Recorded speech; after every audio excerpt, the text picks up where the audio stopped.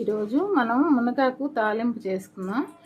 ఎన్నో పోషకాలు గని అన్నమాట. ఇది మునగాకు వాటర్ వేసుకొని ఉడకబెట్టుకోవాలి. మునగాకులోకి పెసరపప్పు కొంచెం మనకు తగినన్ని ఇవి కూడా ఉడకబెట్టి పక్కన పెట్టుకోవాలి. మునగాకు ఉడుకుతుంది, పెసరపప్పు కూడా ఇంకో పొయ్యి మీద ఉడుకుతుంది. ఇల్లంతా ఆవిరయ్యే వరకు ఉడికించుకోవాలి. ఆకులోకి పొడి, కొబ్బరి,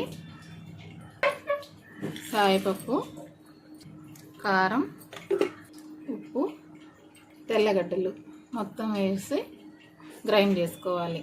మునగాకులో కొంచెం సాల్ట్ వేసుకోవాలి.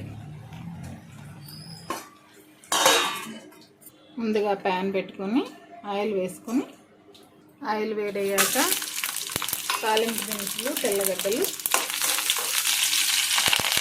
వేగాక కరివేపాకు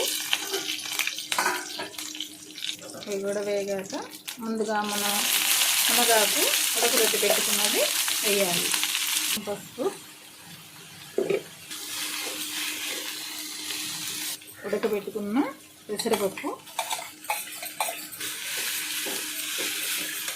మనం మసాలా ప్రిపేర్ చేసుకున్నాం కదా, సాయపప్పు, మునగాకు తాలింపు రెడీ అయిపోయింది. ఒకసారి ట్రై చేయండి. ఛానల్ని సబ్స్క్రైబ్ చేసుకోండి, లైక్ చేయండి, షేర్ చేయండి.